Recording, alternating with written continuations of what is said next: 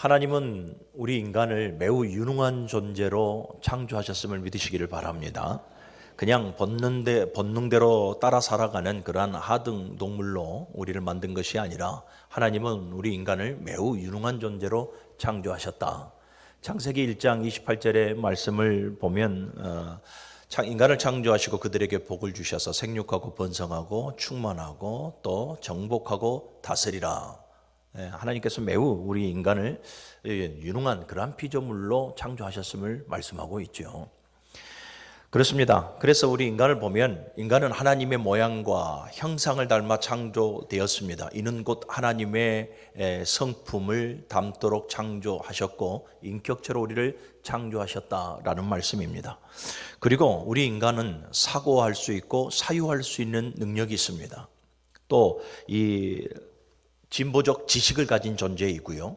그래서 우리가 사고할 수 있는 존재이기 때문에 어떤 계획을 세우고 목적을 세워서 계속해서 우리의 삶의 질을 높이며 살아갈 수가 있습니다. 또 사유할 수 있는 존재이므로 깊은 철학적인 그러한 사람이기도 하며 또 예술과 다양한 부분에 있어서도 굉장히 진보를 이루며 살아가는 존재들입니다. 진보적 지식을 가진 존재이기에 의학이나 과학이나 여러 가지 부분에 있어서 발달을 시키고 그로 인해서 우리는 매우 편안한 삶을 살아가고 있습니다. 우리는 이것을 일반적이고 보편적인 삶이라 이렇게 말을 합니다. 세상의 모든 사람들이 바로 이러한 일반적이고 보편적인 삶을 살아가고 있습니다. 자, 그런데 성도는 이처럼 일반적이고 보편적인 삶을 넘어 또 하나의 삶을 살아가야 합니다. 그 삶이 뭐냐면 바로 신령한 삶입니다. 영적인 삶이고요. 아멘. 성도는 그러한 삶을 추구하며 그러한 삶을 이루며 살아가야 합니다. 우리 옆 사람을 보면서 이렇게 인사합시다. 신령한 삶을 살아가시길 바랍니다.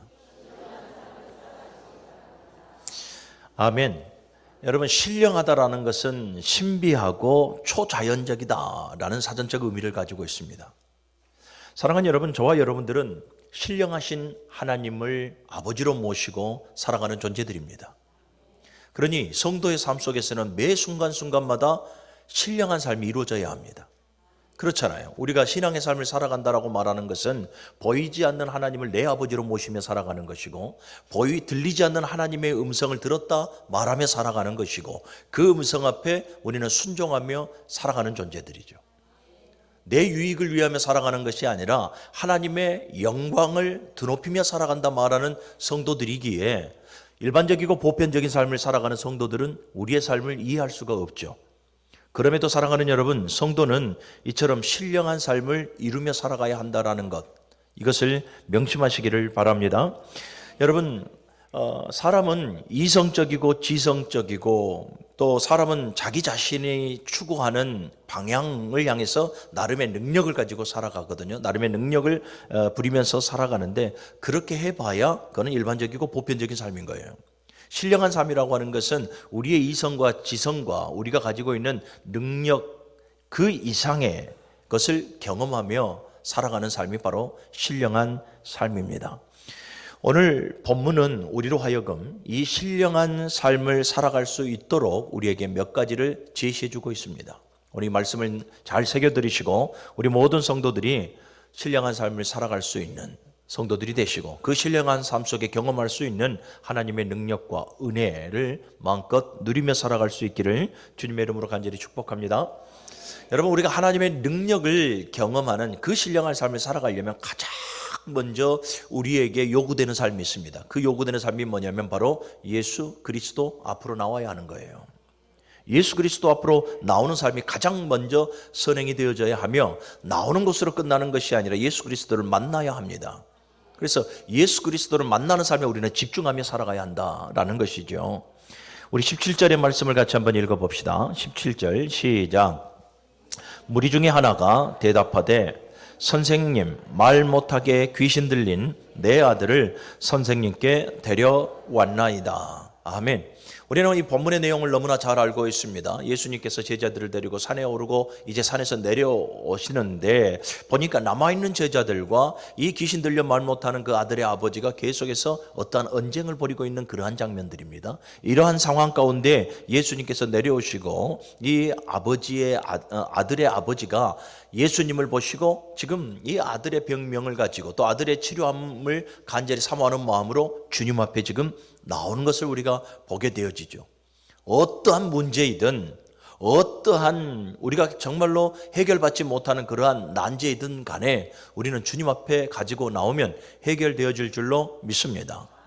성경에 나오는 여러분 많은 무리들을 보시기를 바랍니다. 성경에 많은 무리들이 항시 예수님 주변을 늘 항시 배회했지 않습니까? 그런데 그 많은 무리들이 모두가 다 하나님의 능력을 경험했던가 그렇지 않더라라는 거죠. 가장 중요한 것은 나와야 돼요. 주님을 간절히 찾아야 되고 주님을 만나야 됩니다. 예. 여러분 중풍병자가 그랬고 12의 혈루증을 가진 여인이 그랬으며 또 백부장이 그랬고요. 가나안 여인이 그랬습니다. 이들 모두가 다 예수님 앞에 나오고 예수님을 붙들고 때로는 여러분 이 가나안 여인을 보시기를 바랍니다. 예수님께서 무시하고 멸시하고 천대까지 하지 않았습니까? 물론 그 가나안 여인의 믿음을 시험하시고자 하신 것이었지만 그러나 이 가나안 여인을 보십시오. 예수님께 집중합니다. 예수님께서 고쳐달라는 것에 대해서 무시하고 멸시도 하고 그렇게 거부도 하지만은 이 가나안 여인은 예수님을 만나고 예수님께 문제 해결함을 받으려고 집중하는 것을 우리는 보게 되죠. 그러므로 말미암아서 따라 내 믿음이 크도다. 그의 모든 문제를 해결받았음을 믿으시기를 바랍니다. 사랑하는 여러분, 원래 우리는 연약한 존재가 아닙니다. 처음 사람이었던 아담을 보시기를 바랍니다. 여러분, 아담은 하나님의 능력을 매일매일 경험하고 하나님과 함께 동행하는 삶을 살아가는 신령한 삶을 살아가는 존재였음을 여러분들이 믿으시기를 바랍니다. 그렇잖아요. 아담이 무엇을 가꾸고 이루는 것이 아무것도 없습니다. 모든 것이 하나님의 은혜입니다. 모든 것이 하나님의 능력이고요. 천지 만물을 창조하시고 조성하시고 열매 맺게 하시고 그러므로 하나님께서 함께 하시고 싶은 그 사람들과 하나님께서는 에덴에서 함께 하셨습니다. 그러니 이 아담과 하와는 날마다 매 순간순간마다 하나님의 능력을 경험하는 신령한 삶을 살아갔습니다. 그런데 죄로 말미암아서 이제 인간이 타락하죠. 죄로 말미암아 인간이 타락하고 난 이후에 이처럼 신령한 삶을 비롯해서 모든 것을 상실해 버렸습니다. 하나님과의 관계도 멀어졌고요. 사람과 사람 사이의 관계도 흐트러져 버렸고 자연과의 관계도 다 흐트러져 버렸습니다. 모든 신령한 삶이 다 무너져 버리고 말았습니다. 그리고 결국은 이 땅의 모든 인간은 어떻게 살아가야 됩니까? 땀 흘려 수고하는 그 결과물로 이제 삶을 살아가야 합니다. 매우 신령한 삶을 다 놓쳐버리고 그냥 일반적이고 보편적인 그 삶을 살아가고 있더라라는 거예요. 그리고 결국은 죄의 싹스로 그 죽음과 사망의 권세 아래서 살아갈 수밖에 없는 존재로 전락해버리고 말았습니다. 그런데 하나님은 사랑의 하나님이십니다. 이러한 인간을 포기하지 아니하시고 예수 그리스도를 이 땅 가운데 보내주셨습니다. 예수님께서 이 땅 가운데 오셨고 십자가 위에서 우리의 대속 제물이 되어 죽으시고 그래서 죄의 문제를 해결해 주셨습니다. 그리고 3일 후에 부활하심으로 말미암아서 우리에게 새 생명을 주셨습니다. 여러분, 우리에게 새 생명을 주셨다는 것은 무엇입니까? 하나님의 능력을 경험할 수 있는 신령한 세계를 예수님께서 열어주신 것입니다. 할렐루야. 내가 길이요 진리요 생명이니 나로 말미암지 않고서는 아버지께로 올 자가 없느니라. 여러분, 하나님의 능력을 경험하고 하나님의 은혜를 경험하고 하나님의 사랑을 경험하는 그 신령한 삶을 우리가 살아갈 수 있는 방법은 예수 그리스도를 통해서입니다. 예수 그리스도 외에는 없습니다. 이 땅의 모든 사람들이 오직 예수 그리스도를 통해서 신령한 삶을 살아갈 수가 있으며 그 신령한 삶을 통해서 하나님의 능력과 은혜를 경험할 수가 있는 것입니다. 요한복음 1장 12절의 말씀 보십시오. 영접하는 자 곧 그 이름을 믿는 자들에게는 하나님의 자녀가 되는 권세를 주셨으니. 사도행전 16장 31절의 말씀도 보면은 주 예수를 믿으라 그리하면 너와 내 집이 구원을 얻으리라. 사도행전 4장 12절의 말씀을 보십시오. 다른 이로는 구원을 얻을 만한 다른 이름을 우리에게 주신 적이 없으니 천하 사람 가운데 구원을 얻을 만한 다른 이름을 우리에게 주신 적이 없다라고 분명하게 말씀을 하고 있습니다. 오직 예수 그리스도여야 합니다. 여러분, 예수 그리스도는 죄와 사망의 권세를 이기셨습니다. 그래서 그 이름에는 권세가 있고 위엄이 있습니다. 그래서 여러분들 빌립보서 2장 9절 이하의 말씀을 보십시오. 그 이름으로 말미암아 하늘과 땅과 땅 아래에 있는 모든 자들이 무릎을 꿇었다. 사랑하는 여러분, 우리 주 예수 그리스도의 이름에는 위엄과 권세와 영광과 능력이 있습니다. 그래서 사랑하는 여러분, 저와 여러분들은 예수 그리스도 앞에 나와야 하는 것입니다. 우리가 지금 표를 세워놨지 않습니까? 신앙의 생활화를 이룹시다. 여러분, 신앙의 생활화를 이룬다는 것이 무엇입니까? 우리의 믿음과 우리의 삶이 일치되어져야 한다. 우리의 믿음을 주님 앞에 온전히 인정받도록 우리의 삶을 집중해야 된다. 누구께요? 예수 그리스도께 집중하는 삶을 살아가야 한다라는 것입니다. 성경을 보면 예수님께서는 하나님의 능력을 그 많은 무리들에게, 하나님의 그 은혜와 사랑을 오늘 저와 여러분들에게 주님께서는 보여주셨습니다. 말씀으로 말미암아서 하나님의 능력을 경험하게 하셨던 분이 바로 예수님입니다. 만났던 많은 사람들을 보십시오. 제자들을 비롯해서 수가성의 여인, 나다나엘, 삭개오, 수없이 많은 사람들, 예수님께서 당신만이 가지고 계시는 그 영적인 수사법을 가지고 그들을 위로하고 격려하고 그들에게 소망을 주심으로 말미암아서 신령한 세계로 그들을 이끌어 주셨습니다. 뿐만 아니라 말씀으로 말미암아서 치유하신 것뿐만 아니라 말씀으로 말미암아 귀신을 쫓아내셨고, 말씀으로 풍랑을 잔잔케 하셨고, 말씀으로 말미암아 죽은 자를 살리셨습니다. 예수 그리스도는 이처럼 우리에게 하나님의 능력을 보여주시는 분이십니다. 사랑하는 여러분, 물론 우리가 교회 다닌다고 해서 모두가 다 하나님의 능력을 경험하는 신령한 삶을 살아가는 그러한 성도들은 아닐 것입니다. 좀 단호하게 말씀을 드려본다면 어쩌면 우리도 사도행전 20장에 나오는 유두거처럼 말씀에 겉돌고 모임에 겉돌고 예수 중심의 삶을 살아가지 못하고 겉도는 신앙의 삶을 살아가는 그러한 성도도 분명히 이 자리에 있을 것입니다. 우리는 자신을 돌아보면서 냉정하게 자기 자신을 오늘 평가해야 합니다.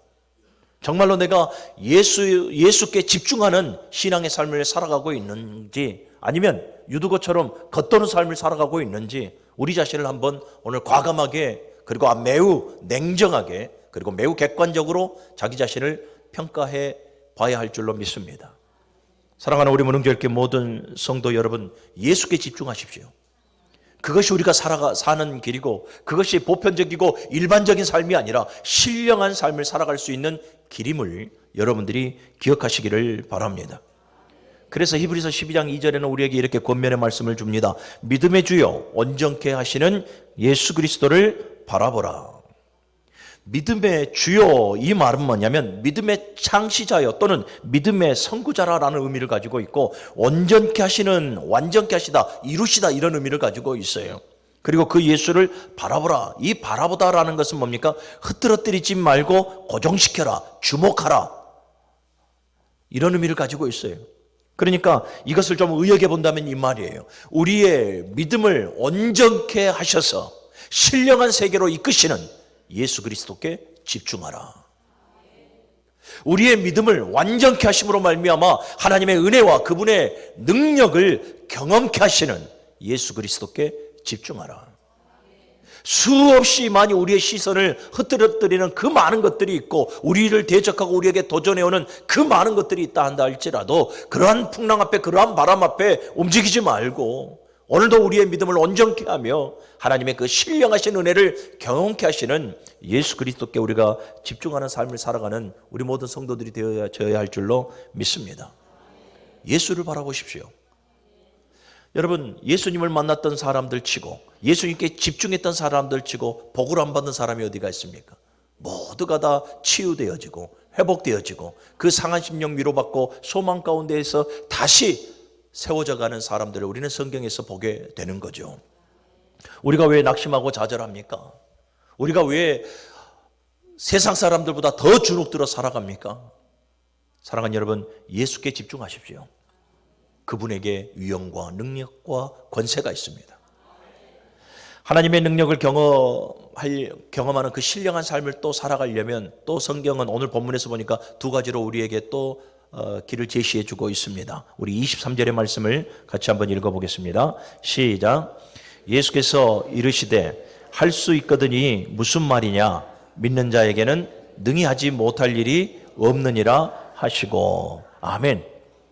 여러분, 우리가 하나님의 능력을 경험하고요, 하나님의 은혜를 경험하는 이 신령한 삶을 살아가려면 가장 또 우리에게 필요한 것이 있으니 바로 믿음이어야 합니다. 믿음이 우리에게 있어야 한다라는 거예요. 여러분, 예수님 앞에 수없이 많은 무리들이 함께 다녔죠. 그런데 모두가 다 하나님의 능력을 경험하는 것 아니었습니다. 예수께 집중하고 더 나아가서 예수 앞에 믿음으로 반응하는 자들, 믿음을 보이는 자들이 하나님의 능력을 경험했죠. 아멘. 여러분, 어느 누구도 예외는 있을 수가 없습니다. 이 땅의 모든 사람이 하나님의 은혜를 경험하고 하나님의 능력을 경험하고 신령한 삶을 살아가려면 믿음이 있어야 하는 겁니다. 여러분, 믿음이 없으면 신령한 삶을 살아갈 수가 없어요.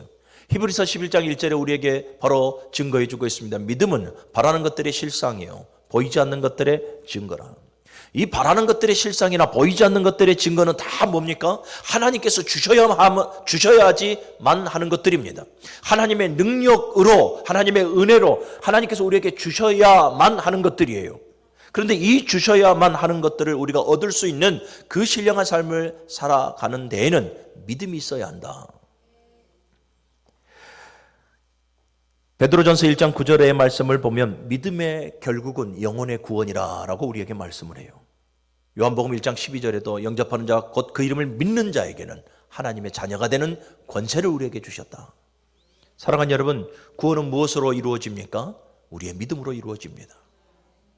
아무리 우리가 마음 착해도요, 아무리 우리가 돈 많이 가지고 하나님께 드려도요, 아무리 우리의 열심과 우리의 공로가 있어도요, 사랑하는 여러분, 0.00001%도 구원에 이르지 못합니다.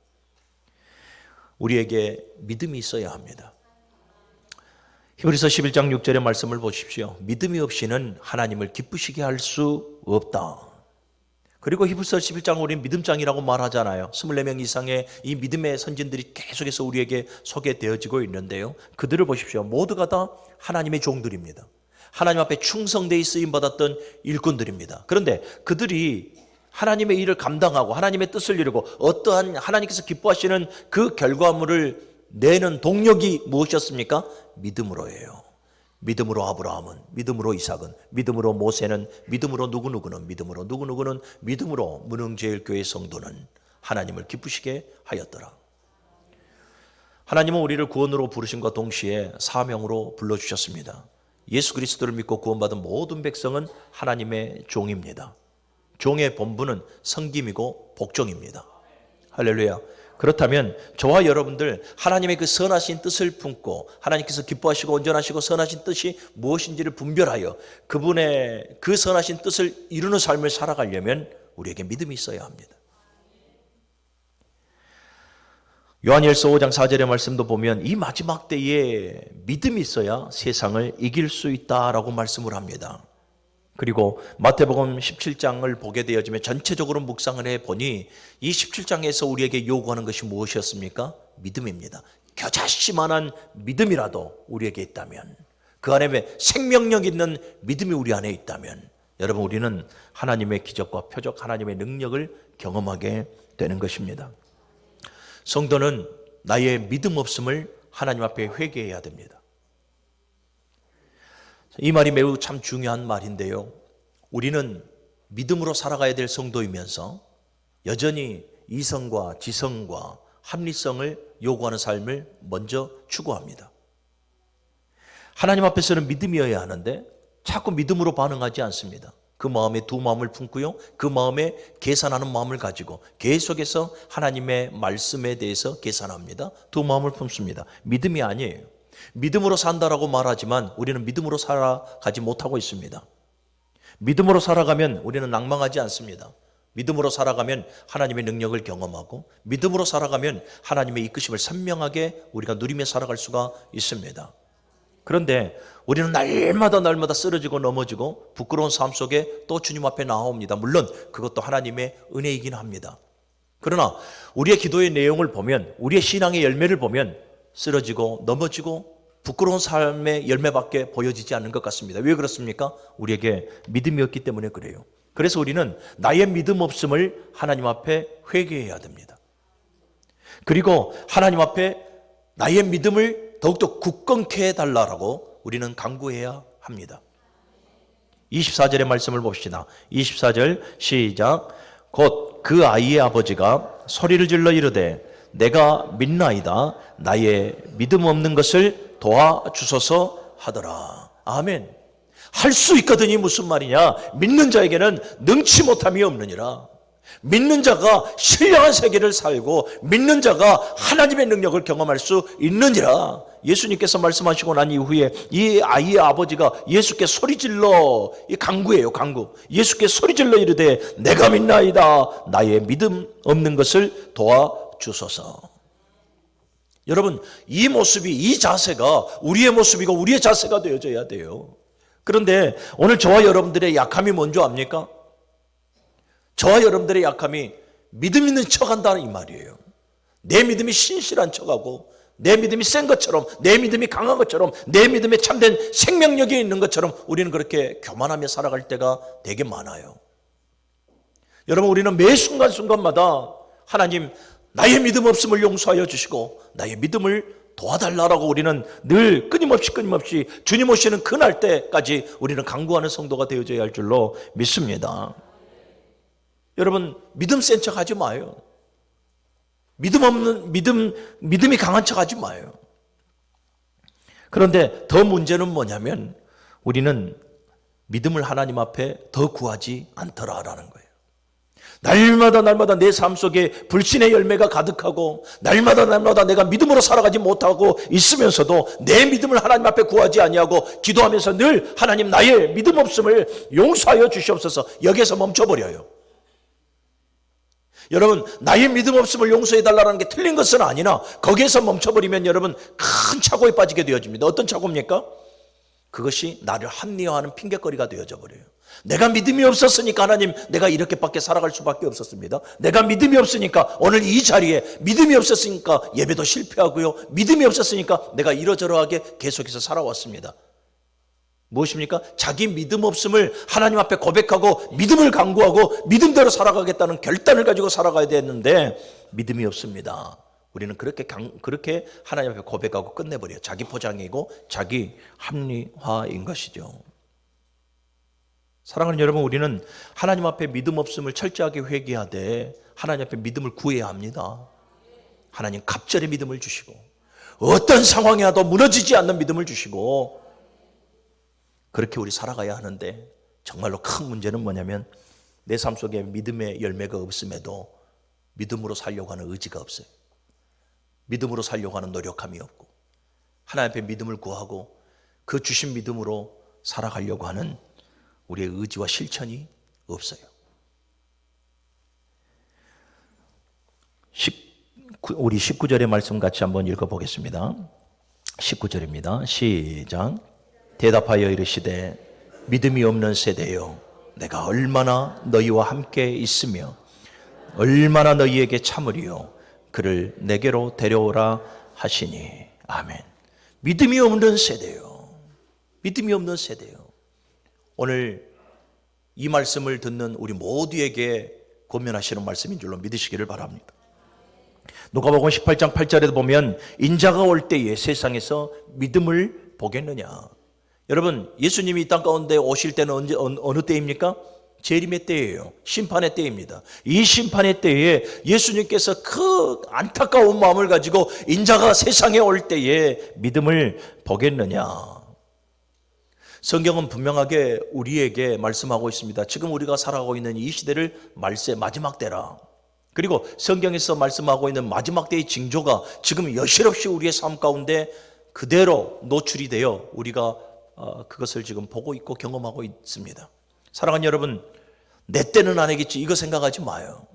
물론 마지막 때는 하나님밖에 모릅니다. 그런데 여러분 오늘 지금 이 순간 우리의 호흡을 하나님께서 걷어가신다면 개인적인 종말인 거죠. 마지막인 거죠.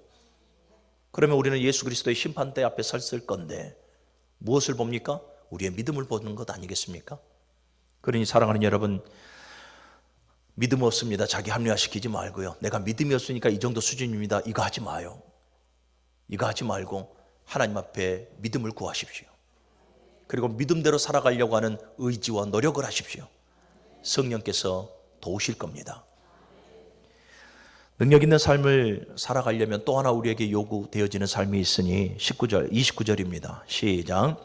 이르시되 기도 외에 다른 것으로는 이런 종류가 나아갈 수 없느니라 하시니라. 아멘. 기도 외에는 이런 유가 나아갈 수 없느니라. 이것은 하나님의 능력이죠. 기도 외에는 하나님의 능력을 경험할 수 없느니라 라고 말씀하고 있는 거예요.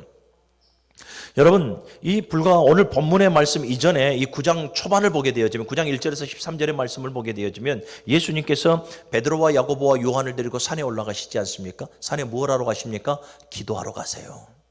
여러분, 그 기도의 자리에서 이 베드로와 야고보와 요한은 무엇을 봅니까? 예수 그리스도의 그 영광스러운 변형된 모습을 봅니다. 더 나아가서 이 엘리야와 모세와 함께 예수님께서 말씀하시는 이 교제의 장면을 봅니다. 여러분, 이 신령한 장면을 어느 자리에서 보고 있습니까? 기도의 자리에서 보고 있더라라는 거예요. 29절의 말씀, 그래서 예수님께서도 지금 하시는 말씀이에요. 제자들이 지금 예수께 조용히 묻자오되 우리는 어찌하여 능히 그 귀신을 쫓아내지 못하였나이까? 이르시되 기도 외에 다른 것으로 이런 종류가 나아갈 수 없느니라. 이 말을 여러분 역설적으로 보면 뭡니까? 지금 제자들이 무엇을 했다라는 거예요? 기도하지 아니하였다라는 거예요. 기도하지 아니하였다라는 거예요. 사도행전 3장 1절 이하의 말씀을 보면 베드로와 요한이 나면서부터 안증뱅이, 구걸하던 안증뱅이를 고쳐주는 사건이 나옵니다. 그런데 여러분 보세요. 베드로와 요한이 뭐하러 올라가다가 이 안증뱅이를 만납니까? 제9시에 기도하러 올라가다가요. 제9시에 기도하러 올라가다가 평상시 봤던 이 안진뱅이를 또 보는 거예요. 그래서 이 안진뱅이에게 베드로가 외쳐 이릅니다. 은과 금은 내게 없거니와 내게 있는 것으로 너에게 주노니 곧 나사렛 예수의 이름으로 일어나 걸어라. 나사렛 예수를 주는 거예요. 나사렛 예수를 줌으로 말미암아서 야 네가 동전배폰으로 말미암아 한 끼 때우는 것이 중요한 것이 아니라 예수를 통해서 내가 신령한 삶을 살아가는 것이 이것이 중요하다라는 거죠. 그래서 그에게 나사렛 예수를 소개해요. 이처럼 담대하게 소개할 수 있었으면 이들의 기도가 생활화가 되어져 있기 때문에 그래요. 제9시에 기도하러 올라가다가 여러분 어디 이들뿐입니까? 성경에 나오는 하나님의 능력을 보였던 모든 믿음의 선진들을 보시기를 바랍니다. 3년 6개월 동안 우로가 막혔을 때에 엘리야가 하늘을 향해서 기도할 때에 하나님께서 불을 내리심으로 말미암아 하나님의 능력을 보이시고 하나님의 현현하심을 나타내 보여주셨습니다. 또한 사무엘 선지자를 보십시오. 블레셋이 쳐들어왔을 때 그들은 뭐합니까? 미스바에 올라가서 하나님 앞에 회개하고 하나님 앞에 번제로 하나님 앞에 강구로 부르짖어 기도할 때에 이 블레셋을 하루아침에 몰살시켜버리고 승리하는 것을 보게 됩니다.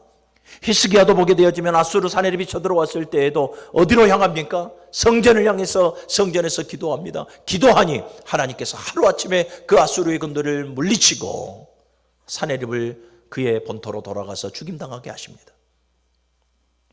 모세도 아론과 홀을 데리고 여러분 산 위에 올라가서 여호수아를 전장터로 보내놓고 그들이 하는 것이 무엇이었습니까? 기도하잖아요. 여러분 이 기도의 현장에 보여지지 않습니까? 그들이 손이 내려올 때에 모세의 손이 내려올 때에 이스라엘이 밀리는 것 패하는 것을 보게 되어지고 모세의 손이 올라갈 때에 이스라엘이 밀고 들어가 승리하는 것을 보게 되는 것이죠.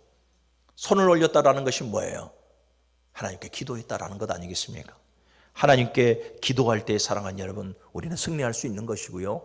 하나님께 기도할 때에 사랑하는 여러분 우리는 하나님의 능력을 경험하는 신령한 삶을 살아가게 되는 거예요. 자, 또 역설적으로 봅시다. 우리가 하나님 앞에 기도하지 않으면 우리는 신령한 삶을 살아갈 수 없는 거죠.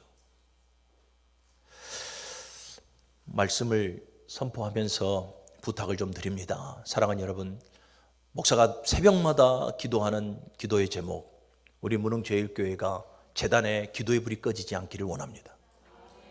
사랑하는 여러분, 기도의 생활을 이루는데 집중하십시오. 하나님께 기도하지 않고 도대체 뭔 배짱으로 삶을 살아가려고 그러십니까? 하나님께 기도해야죠. 기도의 깊은 교제를 나눠야죠.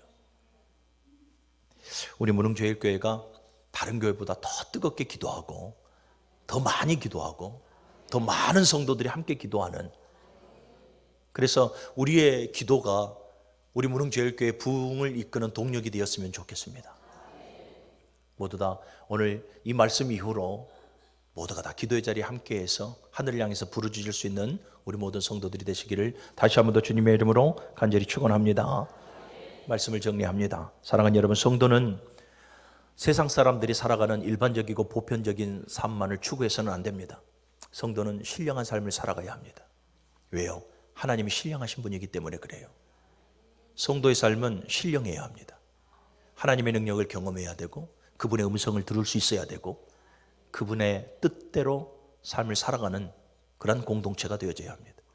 그렇게 되어지려면 예수께 집중해야 합니다. 그리고 믿음이 있어야 합니다. 그리고 기도의 삶을 멈추지 말아야 합니다. 우리 문흥교회 성도들이 오늘 말씀을 통해서 우리에게 제시해 주신 이 귀한 삶을 통해서 신령한 삶을 살아갈 수 있는 신령한 성도들이 되시기를 주님의 이름으로 간절히 축원합니다.